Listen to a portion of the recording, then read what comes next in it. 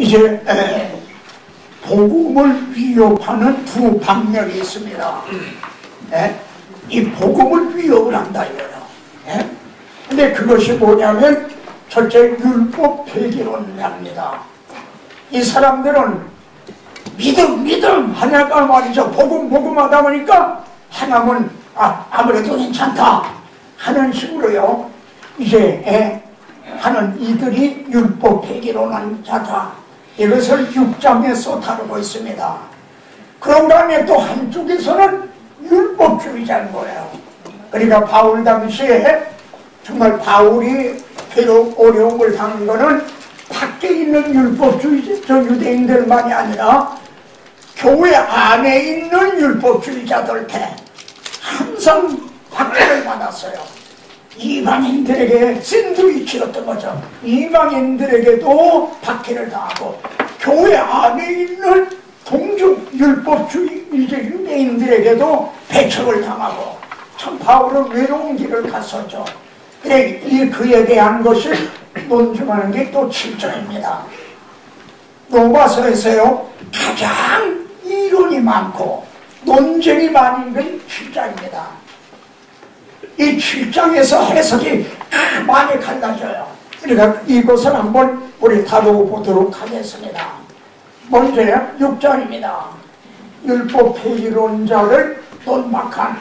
그러니까 바울은 로마서 3장 마지막 절에서 이렇게 말씀을 했습니다. 그런즉 우리가 믿음으로 말미암아 율법을 파기하느냐 율법 필요 없다 그러느냐 아니라 도리어 율법을 굳게 세우나니라 이렇게 말씀합니다.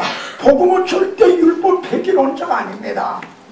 이걸 다시 설명을 하면 이런 뜻입니다. 율법은요 죄값은 사망이다. 저 간음 현장에서 끌려온 저 여인을 돌로 쳐라 죽여라.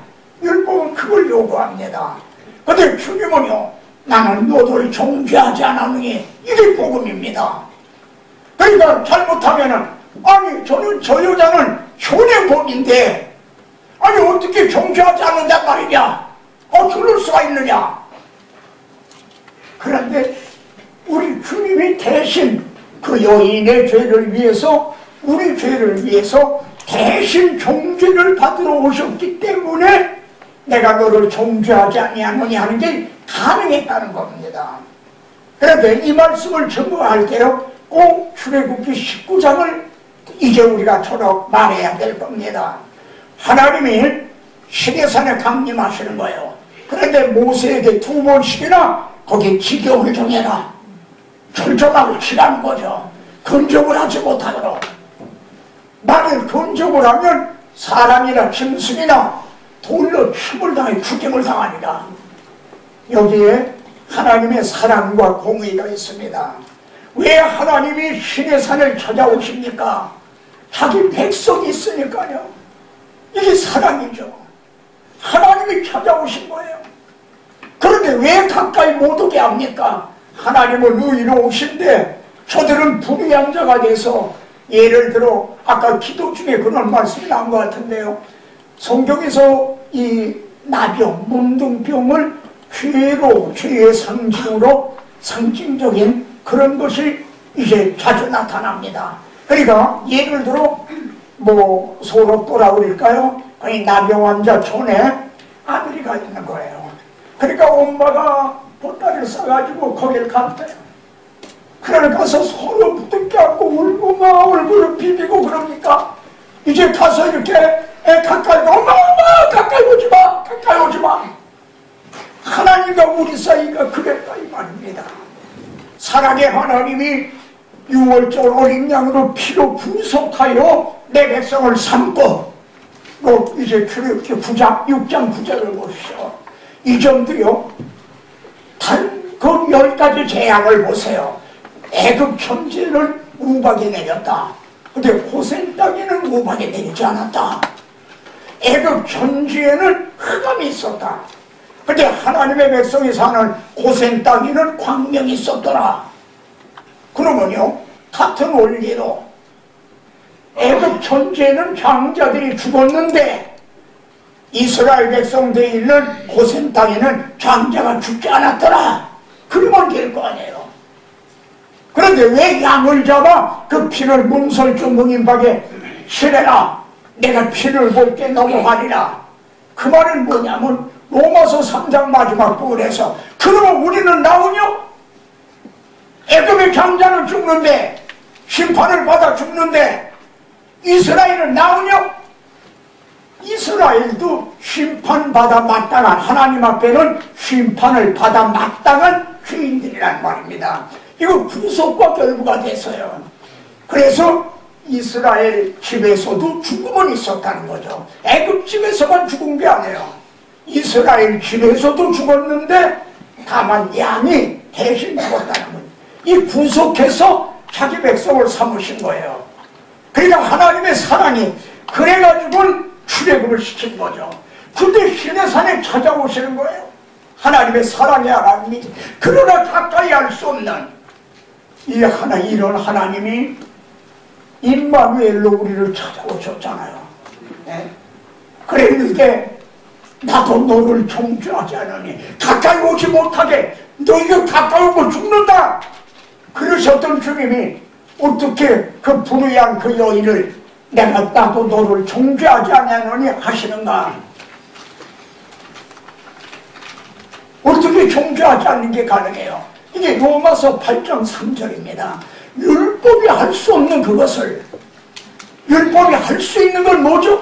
죽이는 거죠. 의무는 죽이는 것이요. 죽이는 걸 할 수 있어요. 근데 살리는 걸 못해요. 정죄를 해요. 그러나 의롭다고 여겨주질 못해요. 칭의를 못해요. 그리고 한 걸음 더 나가면요, 율법은 송화도 못해요. 여러분, 율법으로 송화도 못 줍니다. 그걸 할 수 없는 걸 하나님은 하시나니, 하나님이 어떻게 하셨어요? 자기 아들을 죄 있는 육신의 모양으로 보내서 그에게 죄를 정하사 두 앞에 봐요. 죄정 정죄죠. 그 여인에게 우리에게 정죄하시는 게 아니라 자기 아들에게 정죄를 하셨다 이래요. 그래서 나도 너를 정죄하지 아니하노니 하는 게 가능했다는 거죠. 예? 그런데 그러니까 우리가 믿음으로 이제 율법을 파기하느뇨, 전부 다 맞구나. 오히려 율법을 더 굳게 세운다. 그러니까 율법을 의인화해서요, 사람처럼 만들어 봅시다. 그런데 율법을 간음한 여자를 돌로 치라, 끌어내라 그러는데 하나님은 그 미가서에 그런 이제 성경 도처에 있죠. 우리 죄를 자기 등 뒤로 던지시고 말해요. 또 깊은 바다에 빠뜨리고 발로 밟으시고 동이 서에서 먼같이 멀리 옮기시고, 예? 이제 그 여인을 뒤로 감추시고 자기 아들을 대신 내주셨다 이거야. 예? 그러니 율법이 까무러졌겠죠. 그렇지 않겠습니까? 그러니 얼마나 굳게 세운 거냐. 이걸 아는, 진정 아는 사람이라면 어떻게 율법이 폐지론자 같이 이렇게 할 수가 있느냐. 이걸 복음을 진정 모르는 거예요. 그래 바울은 이렇게 말합니다. 그런즉 우리가 무슨 말하리요? 은혜를 더하게 하려고 죄에 더하겠느냐. 바울은 이 장절이 처음부터 나누어져 있는 건 아니었죠. 그러니까 바울은 그 앞에서 무슨 말씀을 했죠? 율법을 가입한 것은 범죄를 더하게 하려 함이라. 그러나 죄가 더한 것에 은혜가 더 넘쳤나니, 이랬단 말이에요. 이거 잘못하면 위험천만하지. 죄가 더해도 은혜가 더 넘쳤다. 예? 그러니까 죄 줘도 괜찮단 말이냐? 그렇게 곡해할 걸 바울은 알았어요. 바울은 뭐 책상머리에만 앉아있는 신학자가 아니거든요. 전도자고 설교자예요. 그러니까 내가 이렇게 설교하면 저들이 이렇게 곡해할 수도 있겠구나. 그걸 예상을 한 거예요. 예? 그래서 저는 이렇게 말씀드렸죠. 여러분이 지금까지 복음을 전하는 중에 이런 곡해를 받아보지 않았다면 복음을 복음다우게 전하지 않은 거다 이거죠. 복음의 영광스러움을 그대로 전하지라는 거다. 사실 복음은 메스와 같아서 어린아이에게 쥐어지면 위험한 거예요. 그래서 그들이 율법 폐기론자가 되는 거예요. 복음을 제대로 모르는 사람이 이걸 가지고 휘두르니까 위험천만한 거예요. 그런즉 우리가 무슨 말해도 은혜를 더하게 하려고 은혜 믿음 하니까 죄를 져도 괜찮단 말이냐. 그런데 바울은 그럴 수 없나니라. 다노부스 전형은 아니다 이러죠. 죄에 대하여 죽은 우리가 어찌 그 가운데 살려. 이게 중요한 겁니다. 이걸 어떻게 해석을 해야 되느냐. 그럴 수 없나니라. 죄에 대하여 죽은 우리가. 여러분 이게 무슨 뜻인지 이해가 되십니까? 죄에 대해 죽었다 이거야. 그럼 전혀 우리는 죄를 안 짓는 그런 사람이 됐단 말인가? 죄에 대해 죽었다는 말이 뭔가? 바울은 그 다음에 이렇게 이어져요. 무릇 그리스도 예수 합하여 세례를 받은 우리는 그와 그의 죽으심과 합하여 세례라는 말이 나와요. 자, 이걸 참 하나님은 구약을 통해 모형을 통해서 예표를 통해서 이렇게 알아듣기 어려운 거를 이제 쉽게 설명을 해 주셨어요. 자, 지금 모세에게 속하여 이제 다 구름과 바다에서 세례를 받고 홍해를 걷는 거예요. 세례를 받고 이렇게 얘기를 합니다. 그러니까 홍해가 잘 갈라졌잖아요. 양쪽에 물이 아주 벽처럼 됐단 말이에요. 그리고 위에는 구름이 꼬이고 거길 통과한 거를 물을 통과한 거로 세례를 받은 것으로 이제 해석을 해주고 있어요. 그런데 여기에 모세에게 속하여 그래요. 그런데 이들이 전엔 누구에게 속했었죠? 바로에게 속해 있었어요. 우리가 전에는 사방의 진영에 속해 있었어요. 근데 이제는 하나님의 진영으로 우리는 옮겨진 거예요. 그래서 모세에게 속하여 이제 세례를 받았다. 홍해를 걷는 거예요. 잘 보십시오. 지금 바로의 군사가 막 추격해 왔죠. 홍해까지 추격해 왔어요. 근데 홍해가 갈라져 세리를 통해 건너갔어요. 바로의 군사들도 따라 건너다 거기서 합쳐져 멸살을 했죠. 무슨 뜻이죠? 바로의 군사, 즉 죄라고 하는 이 세력이 홍해까지는 쫓아갈 수가 있었다 이거야. 그런데 우리는 홍해를 건너므로 그 바로의 지배권, 홍해까지는 바로의 지배권에 있었다 이게. 거기까지 추격해 왔으니까. 근데 우리는 넘음으로 이 지배권에서 이제 옮겨져 버렸다 이거야. 더 이상은 홍해 건너까지는 못 따라왔잖아요. 그러니까 사탄은 지금 홍해 건너편에서 야 이놈들아 잘 먹고 잘 살아라 그러지 우리는 건너서까지 못 온다는 얘기예요. 그런데 어떻게 이제 우리가 어찌 그 가운데 거하려. 아주 옛날 그 바로의 진영에 어떻게 거할 수가 있단 말이냐. 우리는 옮겨진 거예요. 죄를 전혀 안 짓는다는 얘기가 아니에요. 사탄의 지배권에서 저 율법하에 있지 아니하고 은혜 안에 있다. 법이 너희를 주장하지 못하리니, 죄가 너희를 주장하지 못하리니 너희가 법 안에 있지 아니하고 은혜 안에 있습니다. 지배를 못한다는 거죠. 바로의 지배권에서, 사탄의 지배권에서 우리는 옮겨졌다는 거죠. 죄를 전혀 안 짓는다는 얘기가 아니에요. 좀 계속 보겠습니다.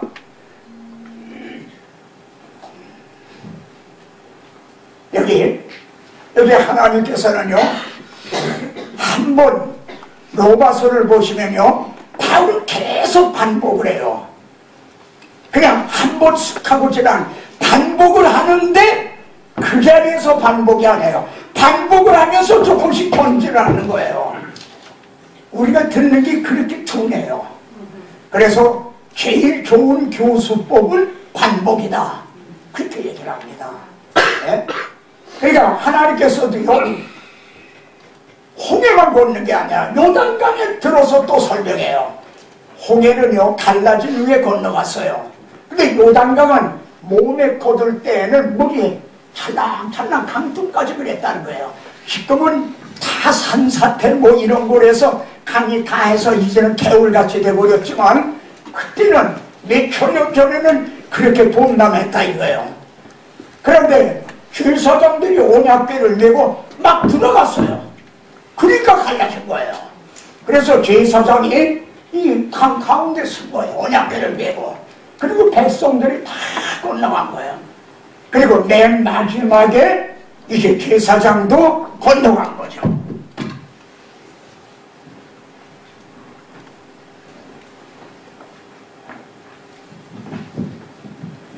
그런데 하나님께서는요 이 애굽 쪽에 있던 이 돌 12개를 이 요단강 강바닥 갈라진 요단강 강바닥에다가 세우라는 거예요. 그리고 또 요단강 강바닥에서 12도로를 길갈 가나안 땅에 그 길갈 거기다가 세우라는 거예요. 근데 오늘까지 있었더라. 여호수아서에서는 그런 거죠. 왜 그러셨는가? 여기 거기 나와요. 내가 오늘 애굽의 수치를 너희에게서 떠나가게 했다. 이게 개역에는 굴러가게 했다. 그래서 길갈이라는 뜻이 굴러가다 그런 뜻으로요. 그러니까 애굽에서 노예 생활하던 그 옛사람은 여기 장사를 지낸 거예요. 물이 합쳐졌잖아요. 다시. 그러니까 여기 장사 지내고 여기는 그리스도 예수 안에 있는 자에게는 새로운 피조물이라. 보라 이전 것은 지나갔으니 새것이 되었도다. 아니 이걸 보여주시는 거예요. 그런데 어떻게 우리가 아직 여기 거하겠느냐, 죄에 거하겠느냐. 우리가 애굽에 살던 거기 머물러 있을 수가 있나? 우리가 죄를 안 짓는다는 얘기가 아니에요. 어떻게 거기에 머물러 있는 건 아니지 않느냐. 있을 수 없는 거 아니야. 우리 건넜다 이래 벌써. 예? 그거를 이제 여기에서는 죄에 대하여 죽은 우리가 그렇게 설명한다. 그런데 여기 이걸 먼저 설명하고 넘어갈게요. 우리가 전에는요 내가 먹는 날에는 정령 죽으리라, 반드시 죽으리라. 하나님하고 끊어진다는 거예요. 나하고는 죄가 너희와 하나님 사이를 갈라놓았다. 이사야 49장에서도 그러잖아. 이제 59장에서도 그러잖아요. 갈라놨다. 끊어진 거예요. 근데 하나님에게서는 끊어진 게 아니라 이것이 여기에 소속이 된 거예요. 전에는 하나님께 속해 있었던 거예요. 근데 공중에 떠다니는 게 아니에요.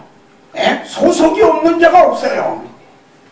두 진영 중에 어느 하나에 소속이 된 거야. 근데 이들은 본래는 하나님께 속해 있었던 자들이에요. 근데 여기서 끊어지고 여기 가서 소속이 된 거예요. 여기 겹붙임이 되듯이 속해 있었다 이거야. 우리가 그랬댔어요. 근데 이제는 죄에게서는 이제 끊어지고 홍해를 건넌 거죠. 요단강도 건너서 이제는 하나님에게 소속이 됐다 이거예요. 전에는 죄에 속해 있었어요. 근데 이제는 하나님께 속해 돼 있다 이거야. 그런데 어떻게 옛날 여기 어떻게 거하겠느냐. 우린 벌써 홍해를 건너고 요단강도 건넜는데 어떻게 바로의 그 지배권에 거기 머물러 있겠느냐 이 말입니다. 지배권에 어떻게 머물러 있겠느냐 이 말이에요. 그러면은 이 점을 좀 이제는 보십시다.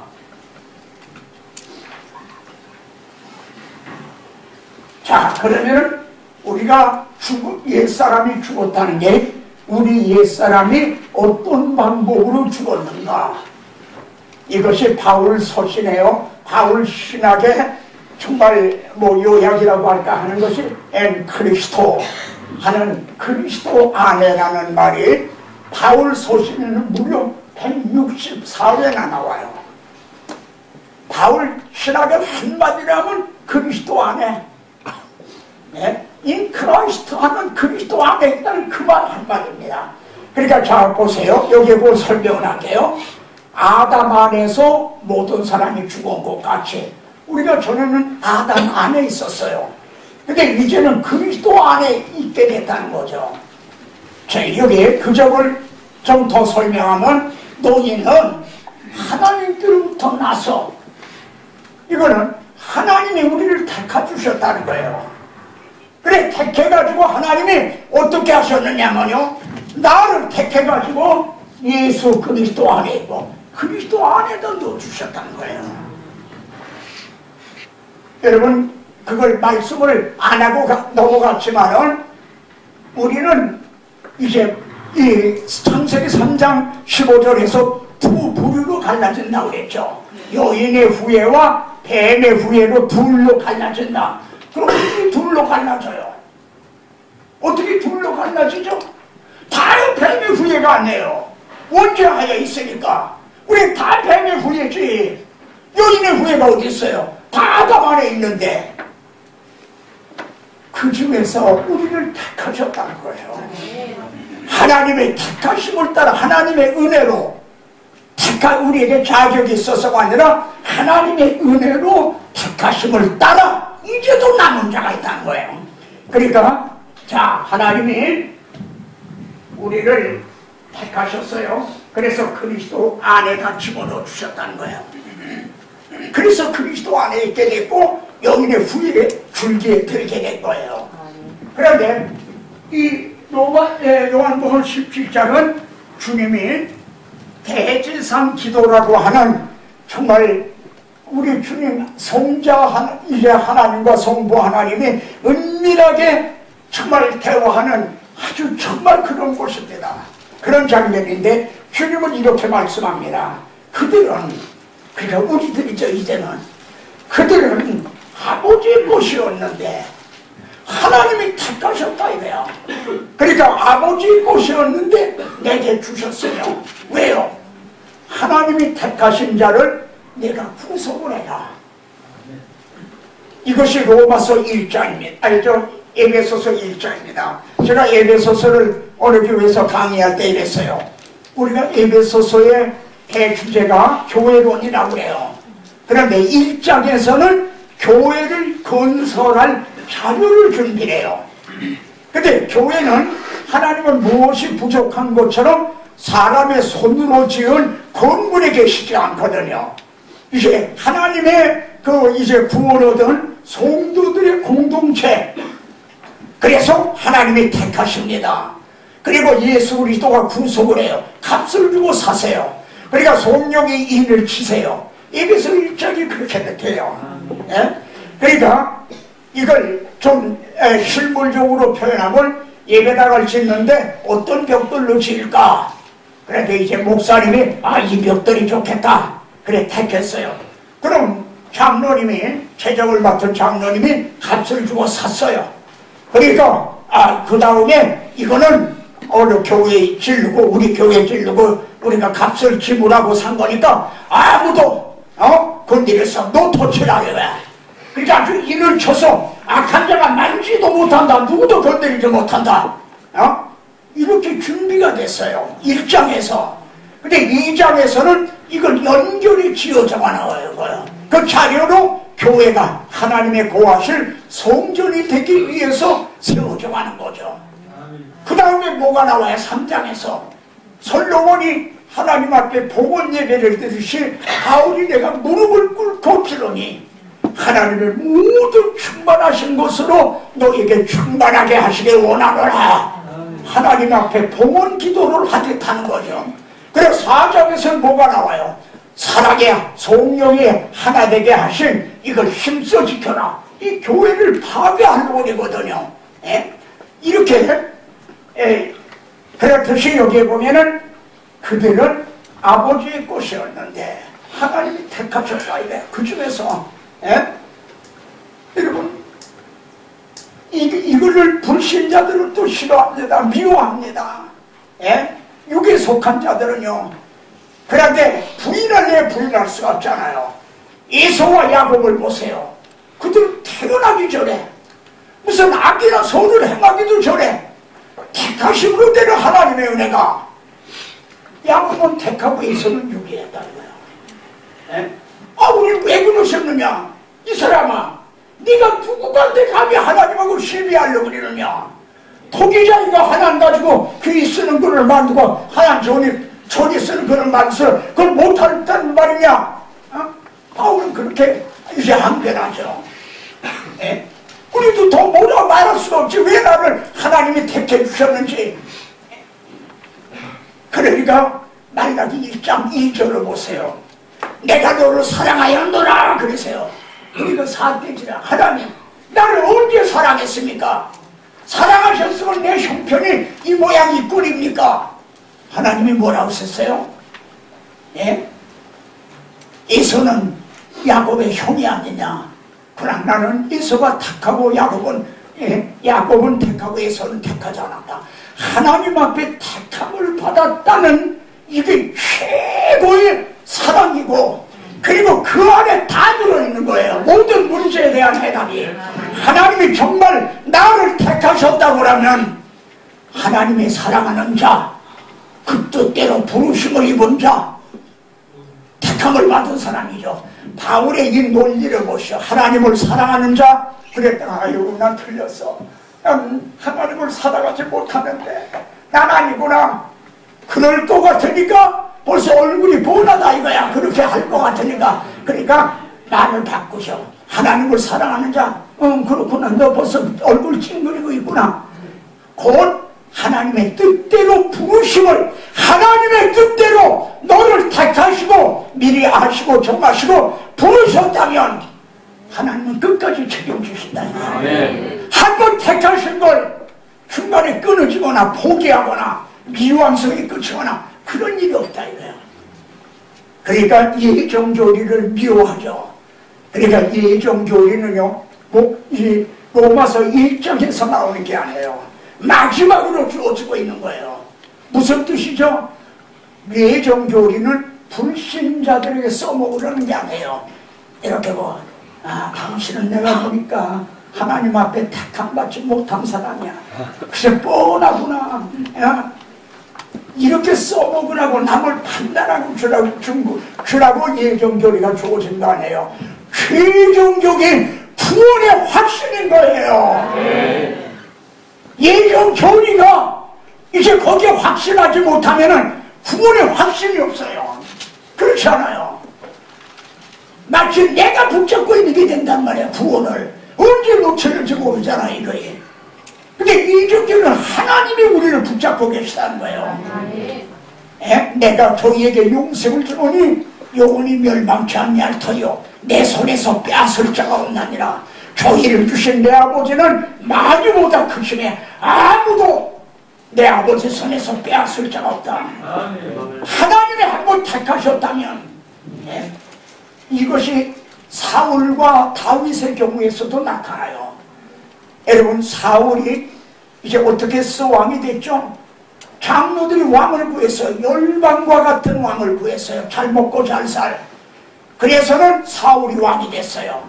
그를 가리켜 뭐라면 너희가 구한 왕, 너희가 택한 왕을 봐라. 본문이 분명히 나옵니다. 사울은 하나님이 택한 왕이 아니에요. 인간이 택한 왕이에요. 하나님이 택한 왕은 어디서 나와요? 유다를 떠나지 아니하게 하리라. 실로가 오시기까지 유다 지파에서 오시게 됐어요. 근데 사울은 베냐민 지파예요. 근데 이가 범죄는 뭐야? 그러면은 불신자들을요 온전히 율법을 지키면 구원 얻어요. 예수 안 믿고 구원 얻어요. 불신자들도. 근데 율법으로는 의롭다고 얻을 길이 없는 거예요. 그러니까 구원 얻지 못하는 거지. 사울도 온전했으면은 왕위가 계속돼요. 그러나 그가 범죄를 했어요. 그러면 이제는 하나님이 택한 왕이 아니니까 자기가 죄 지은 건 자기가 책임을 져야지. 근데 다윗은 하나님이 택한 왕이에요. 하나님이 택하신 건 하나님이 책임을 져주시는 거야. 여러분 오해할 수도 있겠죠. 그 대신 이런 말씀이 나와요. 나단이 하나님께도 사하셨나이다. 그러나 대적으로 하여금 송사할 거리를 줬다는 거예요. 송사할 거리를. 사탄에게 송사할 그 기회를 줬다는 거지. 그러니까 그 아들이 죽으리이다. 밧세바가 낳은 아이가 죽는다는 거죠. 이게 표면적으로 본 밧세바가 낳은 아이가 죽었지만 걔가 죽는다고 죄값은 사망이라 한 다윗의 죄가 해결이 되는 건가요? 다윗의 자손으로 오실 그리스도가 죽으심으로 만일 다윗의 죄가 해결된 거예요. 그래서 죄 사함을 얻고 그 허물 가리움을 받은 자는 복이 있도다. 다윗은 그걸 한 거죠. 이전이 이해가 되실지 안 되실지 모르겠네요. 너무 공중업적되니까. 그러니까 우리는 다 아담 안에서 다 뱀의 후손이었던 거예요. 근데 그 중에서 하나님이 우리를 택해서 여자의 후손에게 속하도록, 그 줄기에 속하도록, 에서하고 야곱이 다 일부가 뱃속에 있는데 야곱을 택해서 그리스도의 계보에 예수님의 족보에 오르도록 야곱을 이제 세워주셨다 이거야. 그래서 그들은 아버지의 것이었는데 내게 주셨으며, 그래서 주님이 그들의 죄를 대속해 주신대요. 우리 하나님의 택하신 우리들의 죄를 대속해 주셨어요.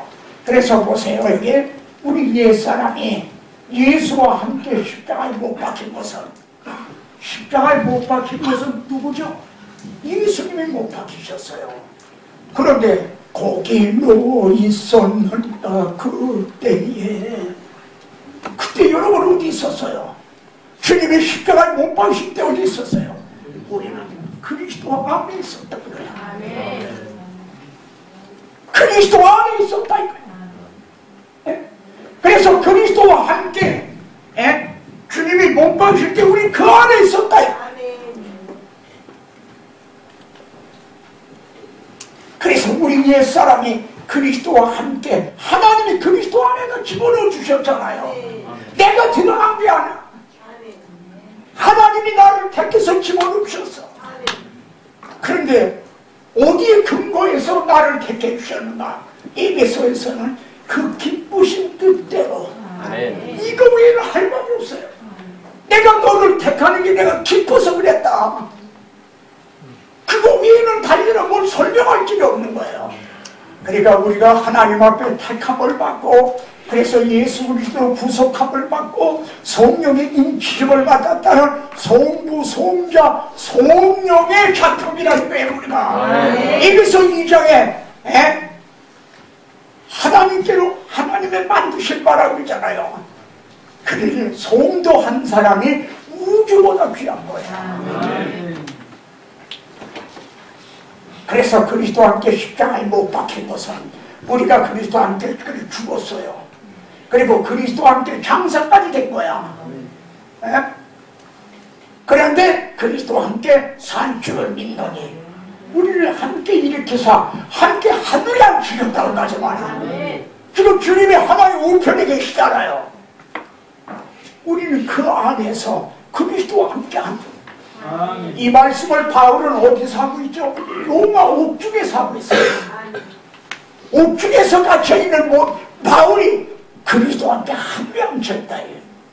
내일 아침에 계시록을 잠깐만 좀 할 수 있었으면 좋겠어요.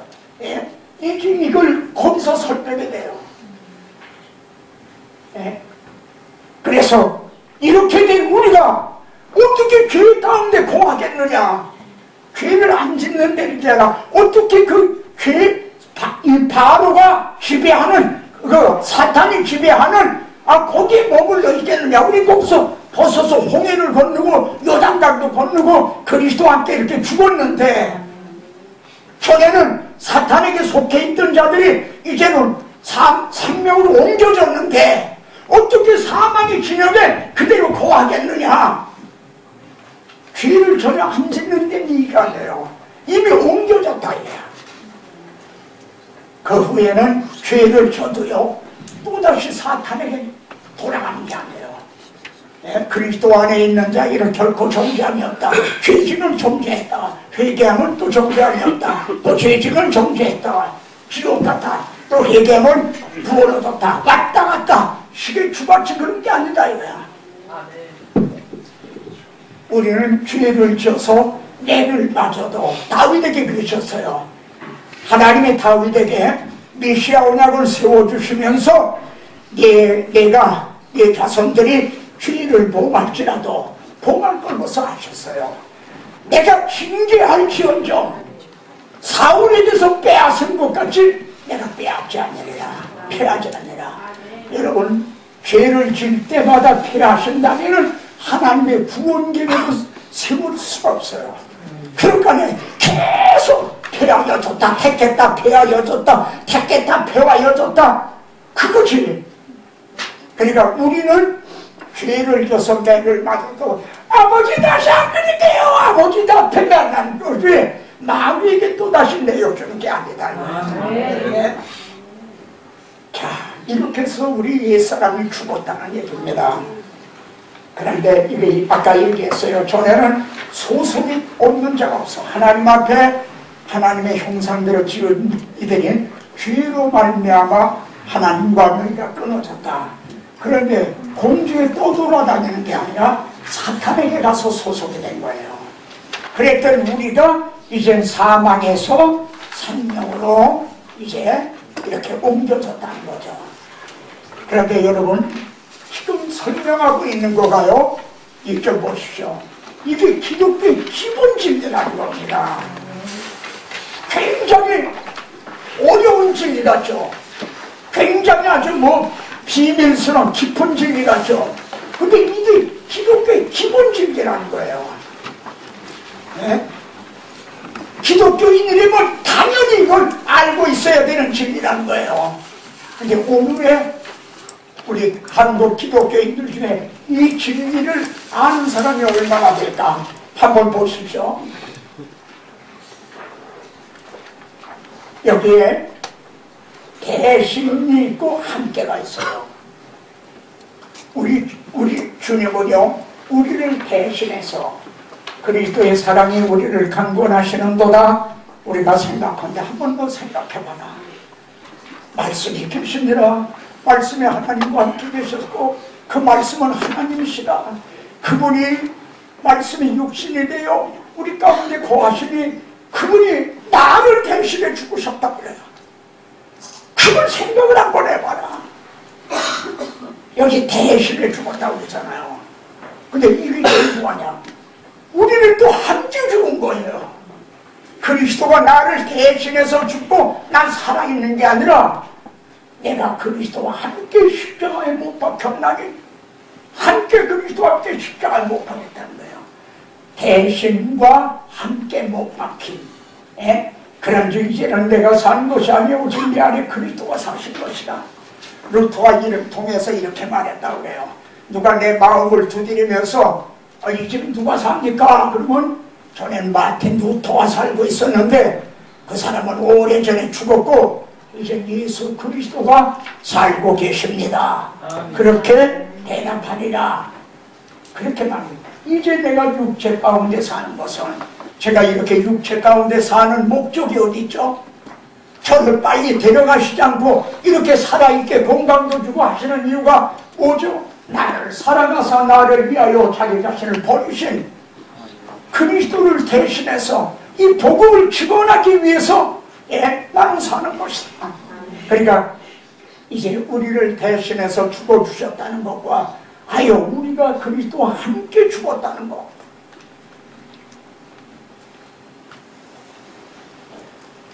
여기요 우리를 속박하고 있는 게 세 개가 있어요. 우리를 속박하고 있는 그게 뭐냐면 첫째, 이 세상 풍족을 따랐어요. 이 세상 사람들이 살아가는 그런 인생관, 가치관, 그런 속에서 우리가 전에 살아댔어요. 이게 첫째 속박이에요. 이걸 벗어버려야 되는데, 두 번째는 공주의 권세 잡은 자를 따랐으니 사탄이죠. 사탄의 노예였다 이거야. 세 번째, 우리 육체의 욕심을 따라 지내며 우리 속에 육체의 소욕, 그러니까 세상 사람들이 사는 그런 가치관, 그런 인생관, 그리고 사탄의 종에게 따랐던, 그리고 우리 육신의 소욕대로 그렇게 살았다 이거예요. 그런데 이적을 갈라디아서에서는요 이렇게 말씀하고 있어요. 그러나 내게는 우리 세 개의 십자가가 있어요. 세 개의 속박, 세 개의 십자가. 그러나 내게는 우리 주 예수 그리스도의 십자가 외에 결코 자랑할 것이 없으니 우리 주님이 공중의 권세를 잡은 죽기를 무서함으로 실생 또한 매우 좋은 노릇하는 우리들을 놓아주셨어요. 여기서 놓아주신 거예요. 여기서 사탄의 노예 노릇하는 우리를 놓아주셨어요. 근데 그 다음에 그리스도로 말미암아 세상이 나를 대하여 십자가에 못 박혔다는 거예요. 세상 풍조를 따르던 세상이 내게 대하여 십자가에 못 박혔다는 거예요. 그러니까 세상이 내 곁에 이렇게 올라오는데 십자가 딱 막아서 너 여기 건드리지 못한다. 건져 못해. 성별이죠. 성별. 내가 이건 구별한 자야. 넌 안 돼. 에? 세상이 내게 대하여 십자가에 못 박혔다는 거예요. 두 번째 십자가지. 그런가 하면 내가 또한 세상에 대하여 내가 세상적으로 가려우니까 십자가 안 돼. 너 임마. 네 신분이 뭔 줄 알아? 네 정체가 뭔 줄 알아? 근데 어떻게 절로 또 가려고 해? 십자가 또 막고 계신다는 거야. 예? 그리스도 예수의 사람들은 육체와 함께 그 정욕과 중심을 십자가에 못 박았나보다. 세 개의 속박과 세 개의 십자가. 이 점을요 이렇게 좀 해석할 수가 있겠죠. 설명을요. 지금 출애굽 당시인데요 바로의 군사가 막 쫓아오는 거예요. 예? 또 다시 잡아 끌고 가려고 그러는 거지. 우리는 옛날 세상 풍조대로 또 이제 마귀의 바로의 종이 되도록 끌고 가려고 하지. 그랬더니 어떻게 했나 보세요. 그때 이스라엘진 앞에 하던 하나님의 사자가 그들의 뒤로 옮겨가네. 바로의 군사가 쫓아오는 그 뒤로 옮겨가네. 구름기둥도 그 앞에서 뒤로 옮겨. 앞에서 구름기둥, 불기둥이 인도했잖아요. 근데 구름기둥도 뒤로 옮겨. 어떻게 해요? 애굽진과 이스라엘진 사이에 이르러서니 땅만 모두가 이러봐. 모두 바로의 군사가 이들에게 뭐다 뿐만 아니라 이들 중에 난 절로 갈래 해도 넌 안 돼. 중간에 막고 있다 이거야. 이걸 갈라디아서에서 지금 설명하고 있는 겁니다. 세상이 내게 대하여 십자가에 못 박히고 또 내가 세상에 대해서도 십자가에 못 박혔다. 이게 그리스도인데요. 성경이 말씀하는 그리스도인이라고요. 이쪽이 저쪽이 이쪽에 가까이 못하였더라. 섞일 수가 없는 다시 자기 저들을 끌어잡아 끌어갈 수가 없는.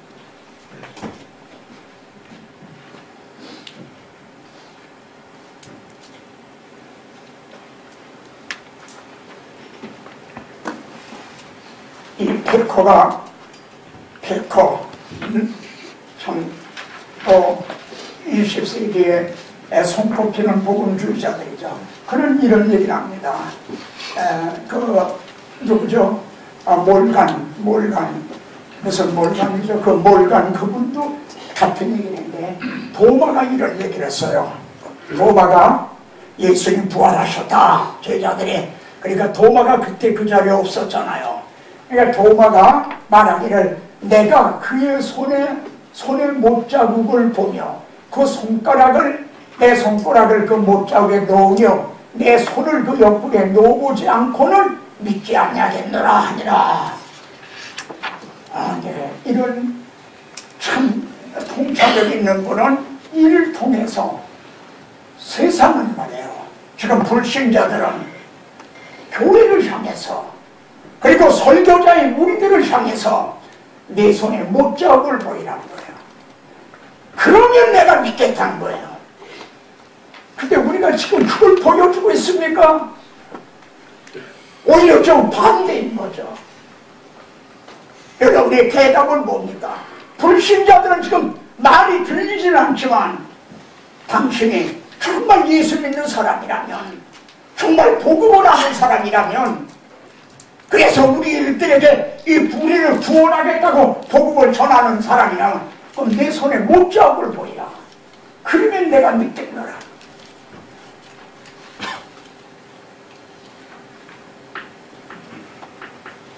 바울은 갈라디아서 마지막 절에서 이렇게 얘기합니다. 이제 이후로는 나를 괴롭히지 말라. 내 몸에 그리스도의 흔적을 가졌노라. 이렇게 마칩니다. 그게 무슨 뜻이죠? 바울은 네 손에 못자국을 보이라. 그러면 내가 믿겠노라. 바울은 내 몸에 그리스도의 흔적, 주님의 못자국, 고난당하신 난 그걸 가지고 있다. 더 이상 나를 괴롭히지 말아라. 아마 바울의 심정은 이랬을 것 같아요. 옷을 확 벗어서 좀 보여주고 싶었던 것 같아요.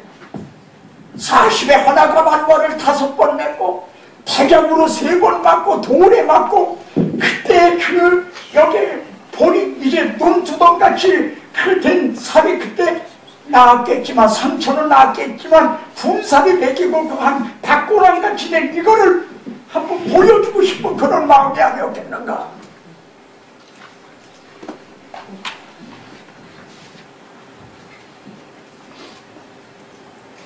이제 바울은 로마서에서 그러므로, 이 로마서에 있어서 이 그러므로가 중요합니다. 그러므로라는 집성사. 그러므로는 뭐죠? 앞에 있는 말씀하고 연결하는 접속사예요. 그러니까 앞에 있는 말씀을 모르면 이걸 안 되는 거예요. 그러니까 그러므로 너희는, 앞에는 뭐예요? 하나님이 해주신 거예요. 나를 택해서 그리스도 안에다 집어넣어 주셔서 그리스도가 십자가에 못 박힐 때 원은 내 손에 못 박혀야 되는 거죠. 그런데 하나님께서는 그리스도 안에서 나의 옛사람을 처리해 주셨다는 거예요.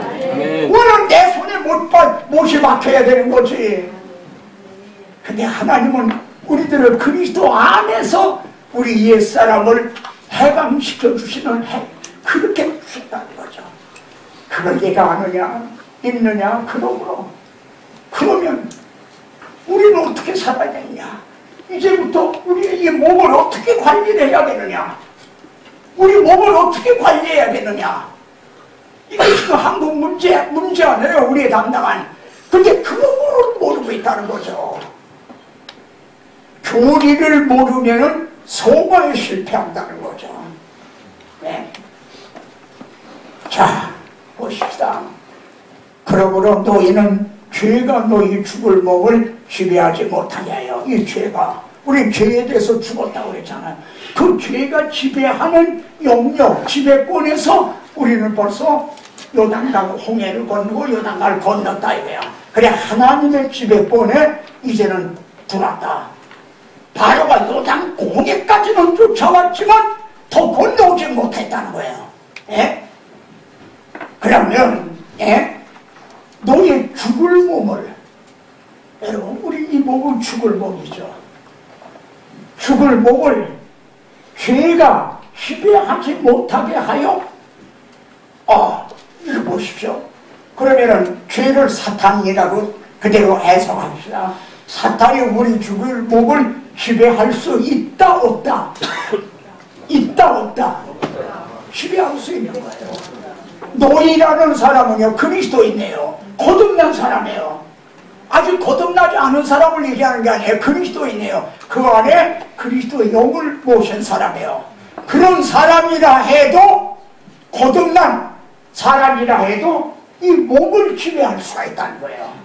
자, 여기 보면은 이렇게 말합니다. 너의 지체를 불의의 무기로 죄에게 드리지 말고, 우리 지체를, 입을, 교회 안에서 권사가, 장로가 입을 잘못 돌려 다른 성도들 성찬시키고 실족시키고 교회 분란을 일으키고, 그는 불신자가 아니에요. 그 사람 분명 거듭났다 이거예요. 그런데도 이미 죄의 지체 노릇을 하고 있는 거예요. 불의의 무기가 돼서. 무기라고 그래요. 무기가 뭐예요? 전쟁할 때 쓰는 거예요. 아니 내 안에는 그리스도가 나를 구속해 주셨는데 값으로 사주시고 성적으로 잉태했는데 내 지체로는 하나님의 나라를 파괴하는 공격하는 무기 노릇을 하고 있다는 거예요. 우리 한국교회가 지금 그런 분들이 많잖아요. 예? 여기 불의의 무기로 죄 얘기 들이지 말고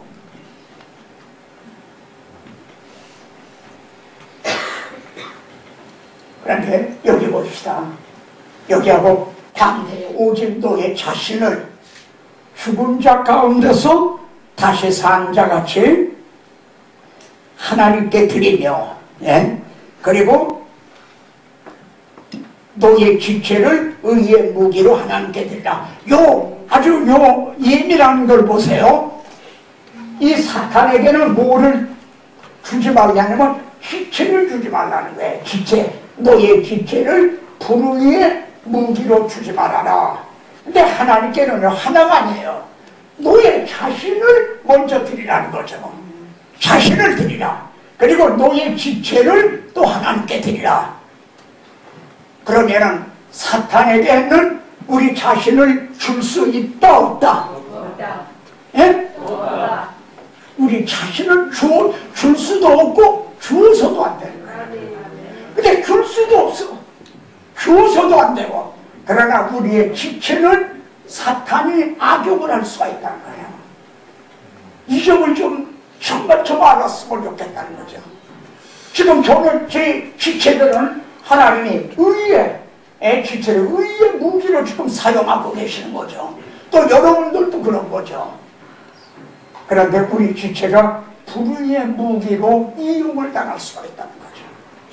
그러므로 하나님이 우리들을 어떻게 주셨는 것을 이걸 명심을 해라. 그러므로 우리 죽을 몸을 어떻게 관리할 것인가. 여기에서 제 마음을 들 우리는 저기 죽을 몸이라는 거예요. 여러분 제가 80에 넘으니까 어디 아파트 경비원도 안 되잖아요.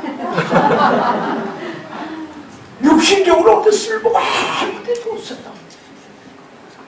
제가 속해 있는 노예에서는 이제 은퇴 목사들, 원로 목사들 회의가 있어요. 그 자꾸 은퇴하는 그 원로 목사 많은데, 근데 이분들이 지금 뭘 하고 있냐면은, 저도 거기 속해 있으니까요. 공문이 와요. 안우교회에서 이제 이번에 월예회를 하니까 많이 모이시기 바랍니다.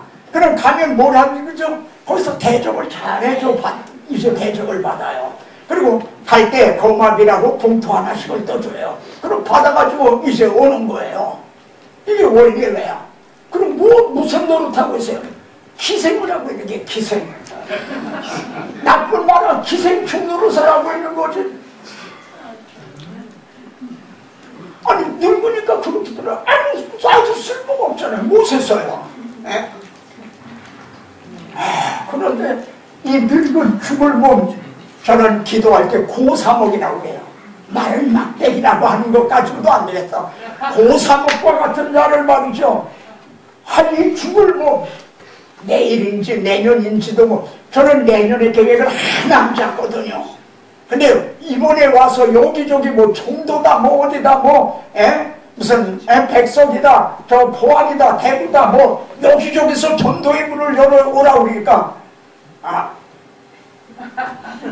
얼마나 감사해요. 탤런트를 PD가 들어쓰진 않아 봐요. 가수가 와서 노래 부를 데가 없어 봐요. 복음 전도자가 복음 전할 자리가 없으면 어떡해. 나는 거짓말 안 하고 여러분을 위해서 계속 기도합니다. 왜 기도하는가? 말씀을 이제는 같이 공유하게 됐다 이래요. 제게 주셨던 말씀을 저들에게 전했으며 저들은 이제 우리가 함께 받았다 이래야. 그럼 저들에게 전도의 문을 주셔서 가는 데마다 입을 벌려 복음의 비밀을 담대히 전하게 해달라고. 말씀을 전해 주셨으면, 나눠 주셨으면 가서 전할 문을 열어주셔야 될 거 아니에요.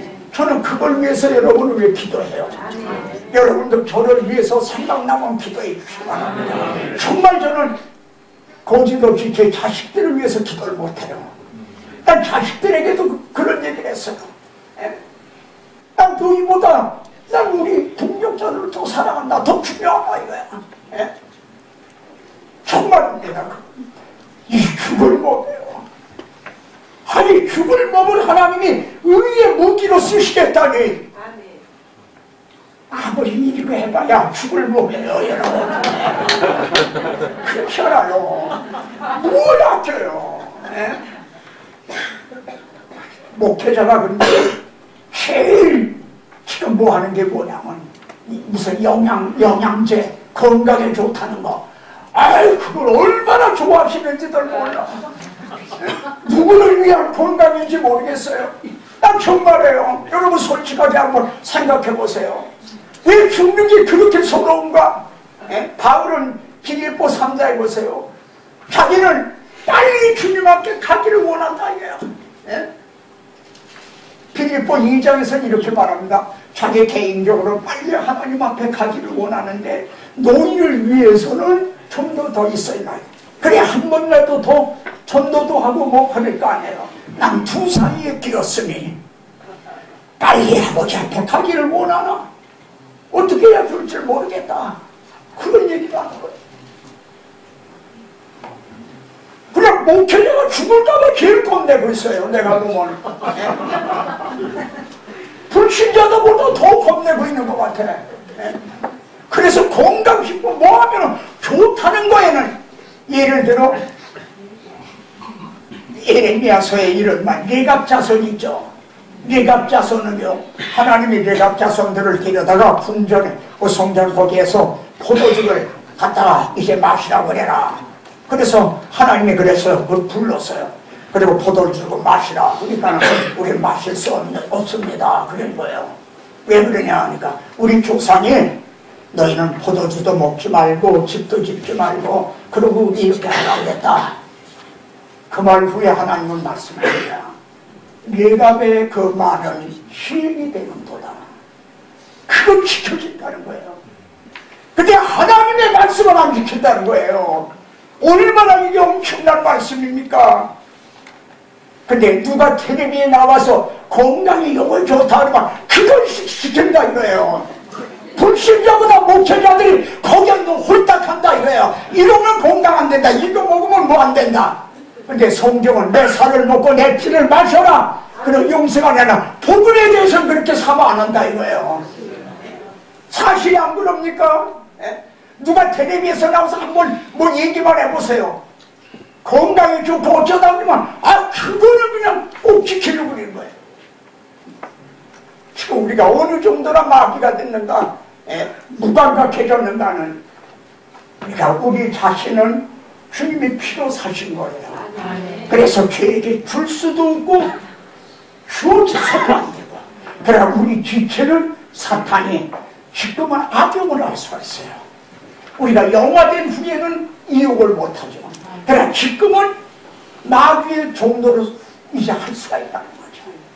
그러니까 여기 이걸 너희는 어떻게 관리할 것인가. 그런데 나는 누구의 종로로서 하고 있는가. 여기 이렇게 말씀합니다. 여기 종이 하나가 있어요. 종. 여기 종. 종이 있는데 여기 종이 하나 있어. 근데 이 사람, 이 종이 누구의 종인가? 그걸 알려면 어떡하죠? 어느 분의 말을 듣는가? 주인이 여기도 있고 여기도 있는데 어느 주인의 말을 듣는가? 이분이 말하는 거 싫고 또 안 해. 근데 이분이 말하니까는 네 상담님 주요 한다면 그럼 이 종은 이분의 종인 게 드러나지. 누구에게 순종하든지 그 순종함을 받는 자의 종이 되는 줄 알지 못하느냐? 그럼 우리가 주님의 말씀대로 순종하고 살고 있습니까? 아니면 주님 말씀대로 너희가 날 보고 주여 주여 주인님 주인님 하면서 왜 내 말대로 행하지 않았느냐? 행하는 저쪽 주인 말대로 하고 있다 이거야. 그럼 누구의 종이에요? 그렇지 않습니까? 오늘의 그리스도인들이 어떠한 혹은 죄의 종으로 사망에 이르고 혹은 순종의 종으로 의에 이르느냐, 이걸 좀 더 깊이 강의하려면 참 많아요. 예를 들어 죄의 종으로 사망에 이르고 했으면요, 순종의 종으로 생명에 이르나니라 해야 될 거 아니에요. 사망과 이 순종이 이렇게 대칭을 이루니까. 근데 바울은 의에 이르고 그래요. 만일 순종의 종으로 생명에 이른다 그러면 뭐가 되죠? 행위 구원론이 돼요. 순종함으로 생명을 얻게 된다는 거죠. 믿음으로가 아니라 행함으로 구원을 얻는다는 그런 논리가 되는 거죠. 자, 그거는 나중에 하고요.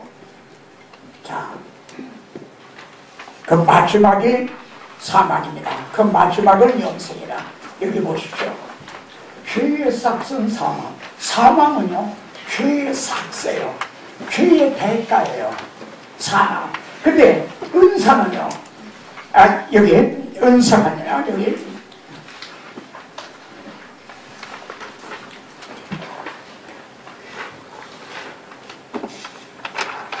이 영생은요, 그러니까 사망은 죄의 대가예요. 삭세요. 근데 영생은 우리들이 순종한 하나님에 대한 삭시 아니라 은사예요. 은혜를 주시는 거예요.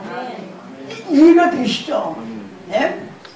사망은 죄값에 대한 대가, 삭시지만 우리가 영생은 내가 뭘 했기 때문에, 공로를 했기 때문에 받게 되는 그런 이제 그것이 아니라 품값과 같은 게 아니라 하나님의 값없이 거저 주시는 무가치한 자에게 베푸시는 은사다 그래요.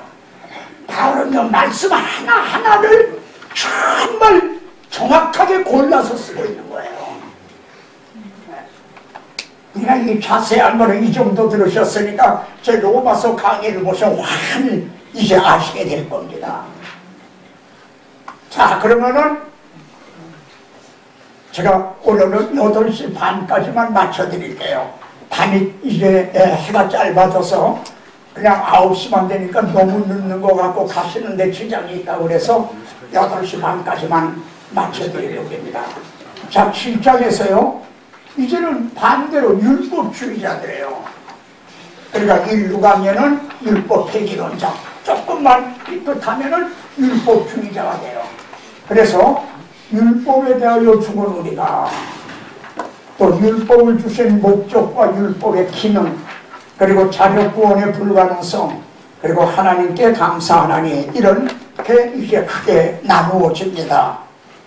자, 그럼 첫째, 율법과 우리의 관계를 한번 보겠습니다. 형제들아, 내가 보고하는 사람들에게 또 이제 얘기하는데, 여기 알아듣기 쉽게 비유를 들어요.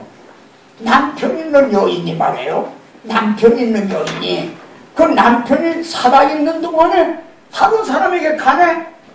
그러면은 음모가 된다 이거예요. 살아있는 동안에. 근데 남편이 죽었다. 그러면 남편에서 벗어났잖아요. 지금 바울은 율법을 남편으로 비유한 거예요. 우리는 그 율법이라는 아주 엄한 남편, 예를 들면 이겁니다. 율법이라는 남편이 퇴근을 하더니요, 하얀 손수건을 가지고 말이지 탁자 위에다 쓱 해봐요. 뭐 유리창 있는데 쓱 봐요. 이게 뭐냐, 이게 이렇게 집안에서 뭐 먹고 뭐 하고 있는 거냐? 잘못은 아니잖아요. 그러니까 율법이 나쁜 건 아니잖아. 그대로 그러면 안 되는 거네. 이거 이 먼지가 묻고 그랬으니까. 그러나 벌써 남편 오는 대문소리만 들려도 가슴이 덜컥 내리고 혼나 후들후들 떨리는 거예요.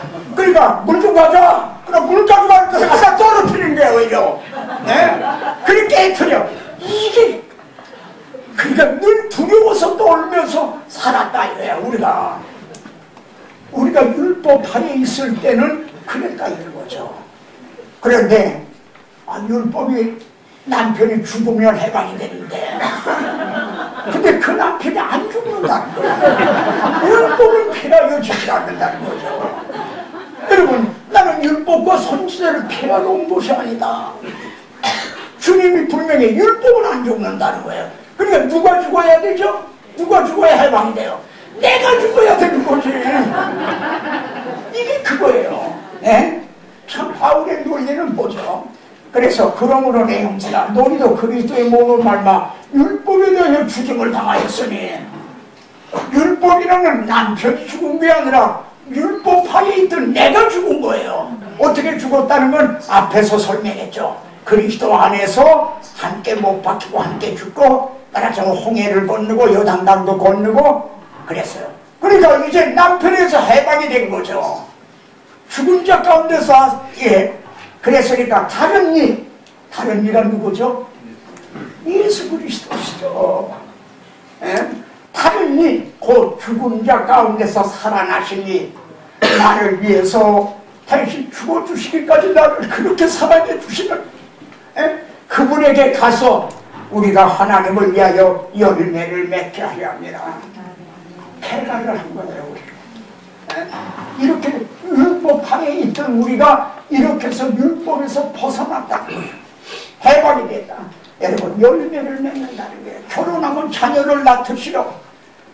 여기에는 의의 열매와 성화가 따라요.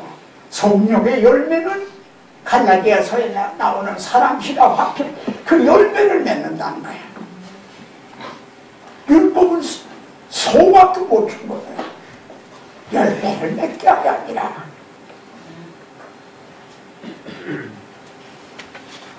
자, 그러면요, 이 크게 우선 얘기합니다.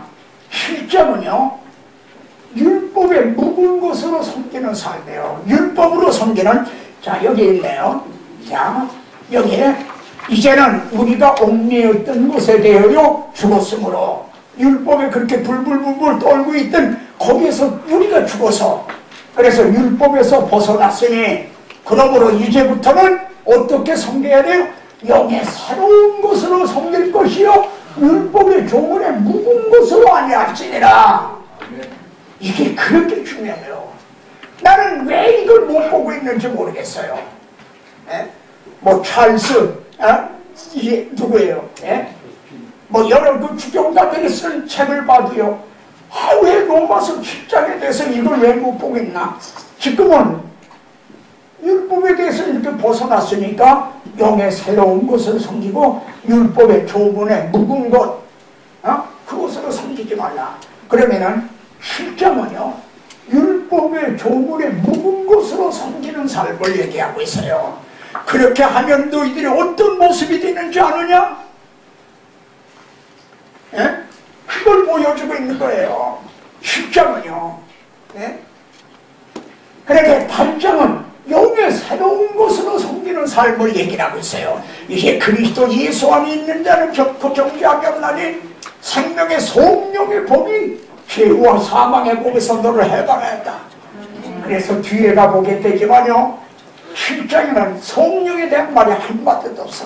전부 나야. 나 자기 힘으로 해보려고 하는 율법의 행위로 해보려고 하는.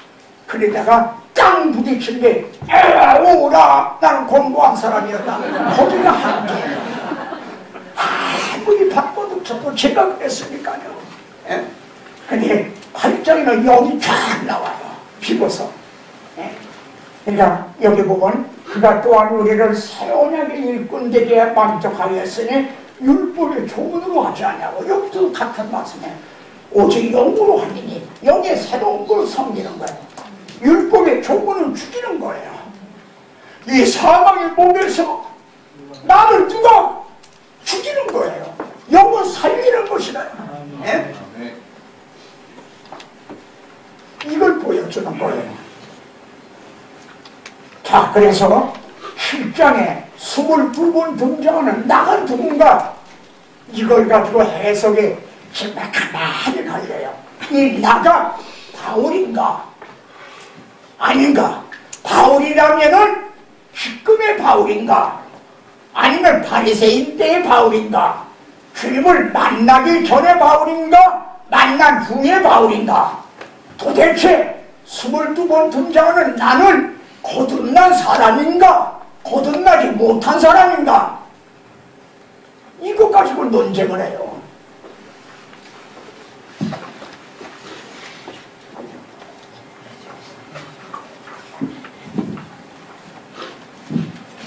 많은 학자들은요, 바울을 가리킨다고 말하고 있습니다. 그리고 바울도 이런 마음의 갈등이 있었다, 그런 식으로 얘기해요. 그건 맞지가 않죠. 왜 안 만나보세요?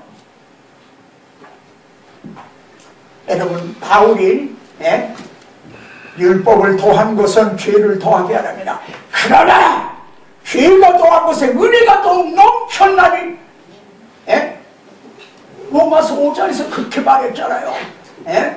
그리고 이제 은혜도 의로 말미암아 왕노릇하여 예수 그리스도 안에서 영생이 이르게 한다. 이러던 사람이 바울이 나는 죄 안에 팔렸도다. 이게 바울이에요. 나는 죄 안에 팔렸도다 그러네. 그리고 내가 해가는 것을 내가 알지 못하노니 이렇게 하면서 내가 원하는 거 이렇게 하면서 여기서 뭐라 그러죠? 내 속에 거하는 죄니라.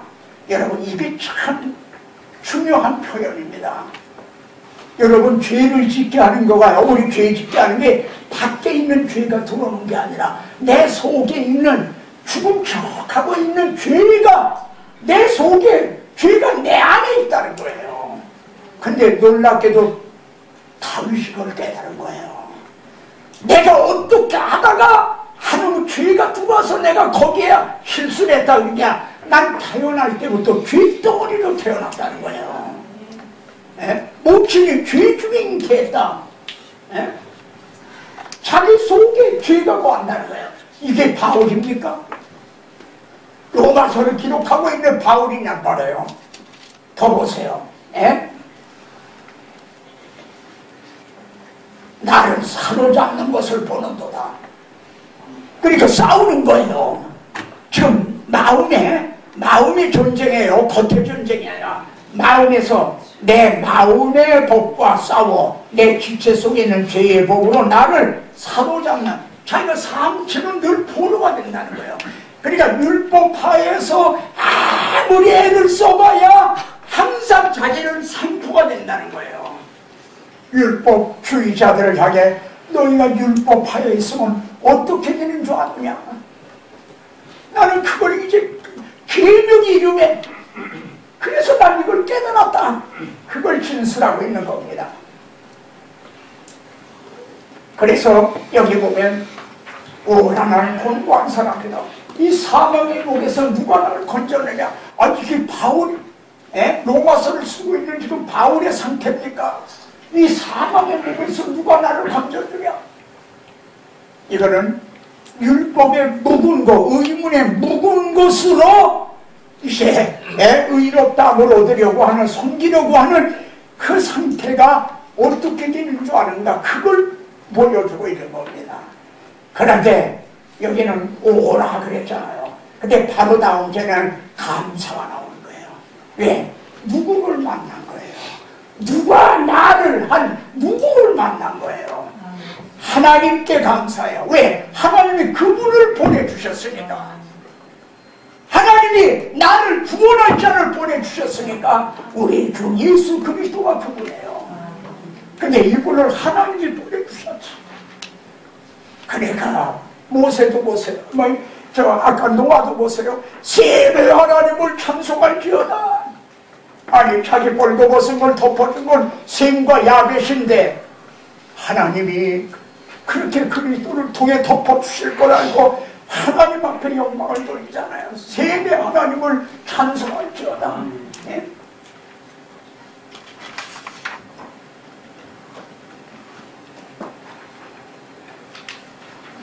자, 요 점을 우리 한번 보십시다. 그럼 바울이요, 전에는 율법주의자였어요.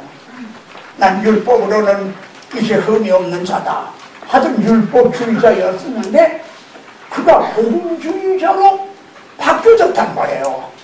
근데 어떻게 이것이 바울이 복음주의자로 바뀌어졌는가?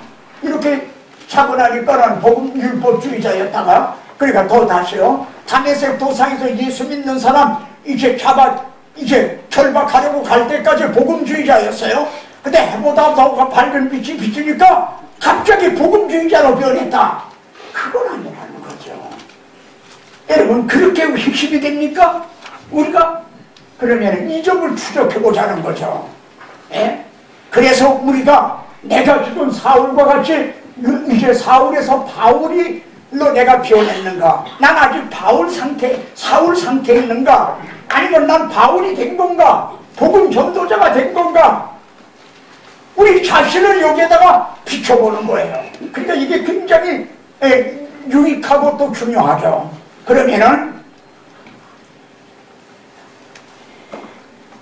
바울이 지금 단에서 해보다 더 밝은 비침을 받아서 눈을 떴으나 아무것도 보지 못하고 얼마나 그 빛이 강했으면요 눈이 멀어보는 거야.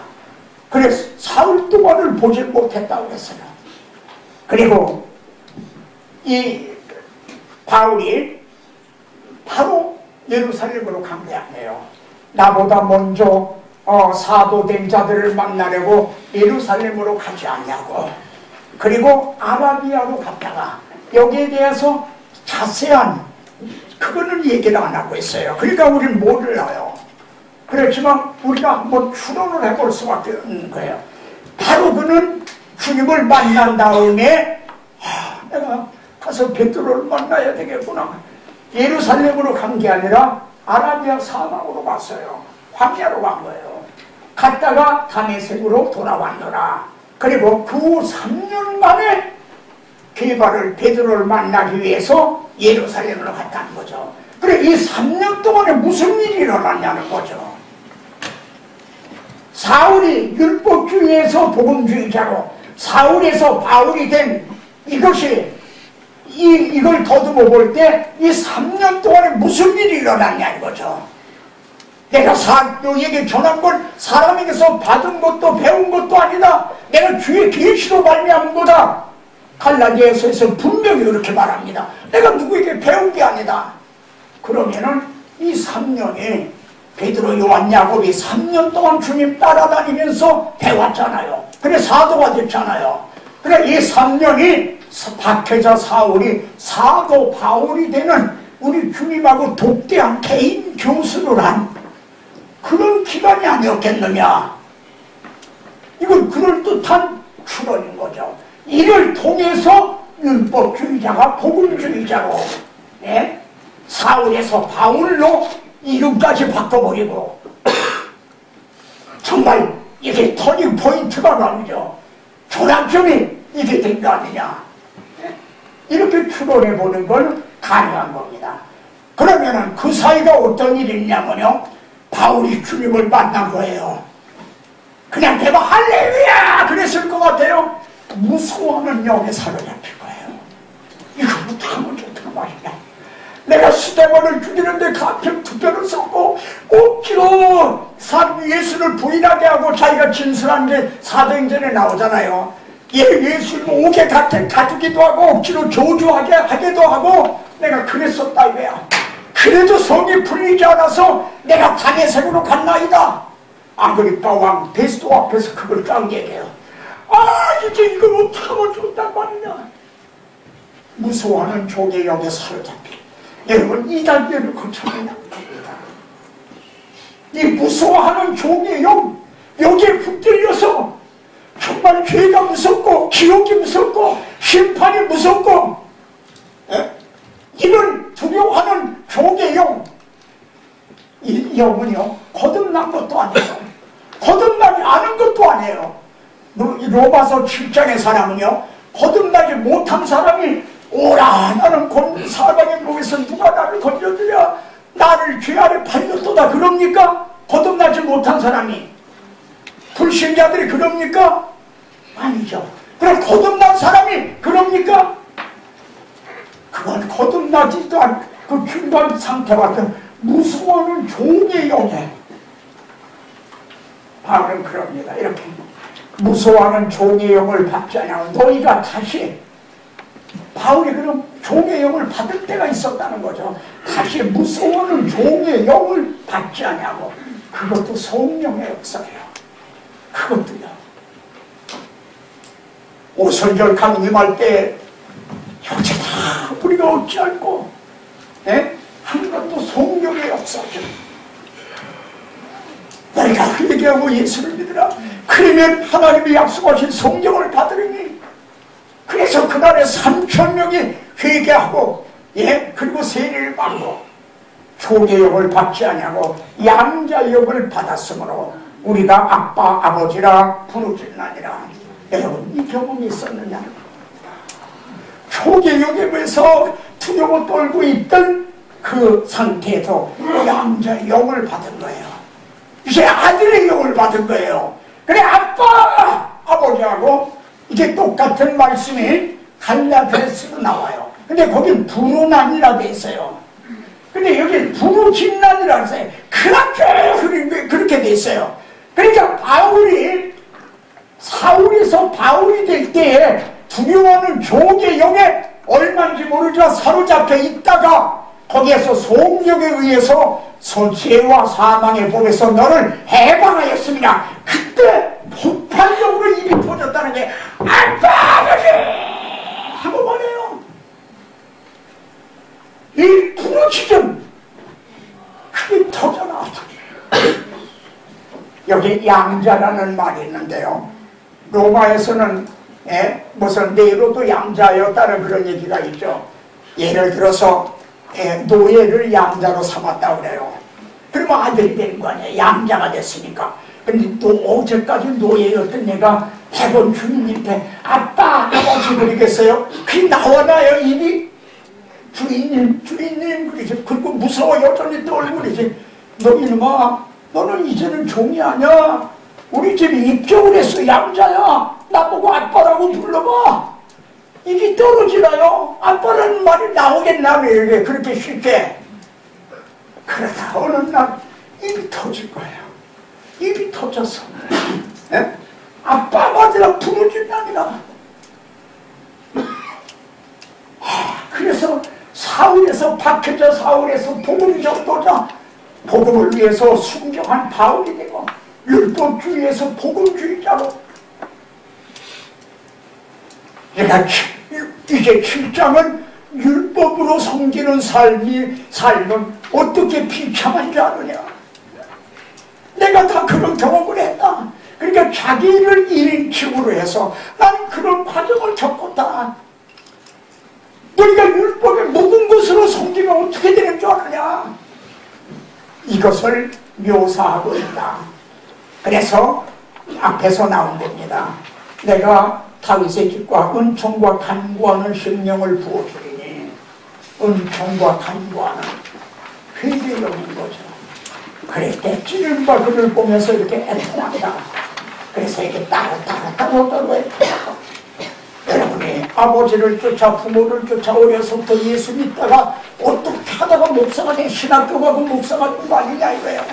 슬그머니 어떻게 따로 애통을 하고 아빠 아버지하고 부르짖는 이런 것이 있었는가.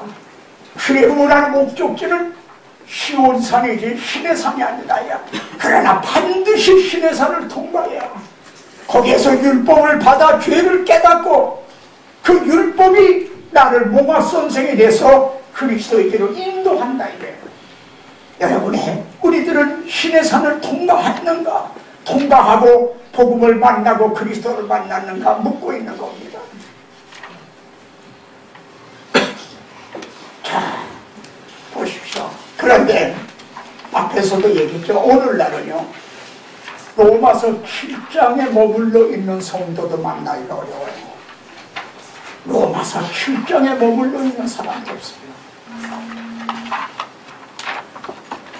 교회 처음 나오면 VIP실로 안내라고 해요. 그리고 당신은 사랑받기 위해서 태어난 사람, VIP로 되자는 거예요. 그러니까 이건 사람을 높일 대로 높여버리는 거예요. 오늘날 오라 하는 사람이라고 만날 수가 있는 거야. 여기 이렇게 말합니다. 이는 그들의 가장 작은 자로부터 큰 자까지 다 탐욕을 부리며 선지자로부터 제사장까지 다 거짓을 합니다. 그들이 내 백성의 상처를 가볍게 여기면서 말하기를 평강하다 평강하다 나 평강이 없더라. 제가 이름까지 거론하죠. 그전에 저도 여러분처럼 이리저리 헤매고 있을 때 피정직 목사님이 여러분 축복받아라 축복받아라 하라. 그러면은 교회가 부흥된다. 그 죄를 하고 그 뭐 지옥하고 이러면 안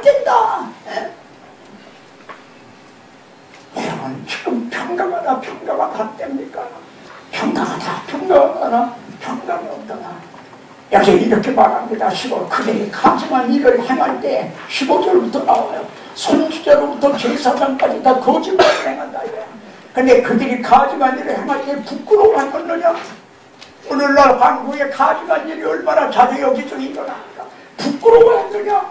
아니야, 조금도 부끄러워하지 않아요. 얼굴도 부끄러워지지 않았다.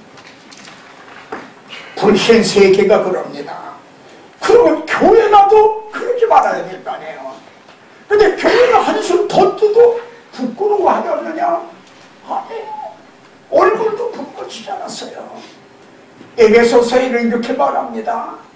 너희는 더러운 말은 입 밖에도 내지 말라는 거예요. 행하기는 그냥 입에도 올리지 말라는 거예요. 입으로 말하면 뭐냐면, 내가 명심보감이 이런 말이 있어요. 피를 입에다 물어가지고 상대방의 그냥 어디다 뿌리려고 그래요. 그럼 누가 더 무엇이 먼저 더러워졌죠? 내 입이 먼저 더러워질 거예요. 그렇잖아요. 그러니까 그걸 입 밖에도 내지 말라. 그러면서 뭐라고 하잖아. 이는 성도에 마땅한 말이라는 게요. 그런 사람은 대단한 사람이다. 정말 경건한 사람이고 영성이 대단하고, 그게 아니라 마땅하다는 바라는, 성도라면 당연히 그래야 된다는 거예요. 그러면서 귀는 모양이라도 버리라는 거예요. 다시 명심보감에서는, 오이밭에서는 신끈도 고쳐매지 말라는 거예요. 오얏나무 아래서는 갓끈도 다시 매지 말라는 거예요. 사과 따는 거 같잖아요. 사과 따는 줄 오해할 수 있잖아요. 이거 오이 따는 줄 알잖아요. 예? 여러분, 이들이 군자였어요. 군자. 유교에서 말하는 군자들이에요. 우리는 성도예요. 예? 아들 모양이라도 보이라는 거예요. 근데 이게 마땅한 말한 거지. 근데 우리는 지금 너무나 나이가 됐다는 거죠. 예.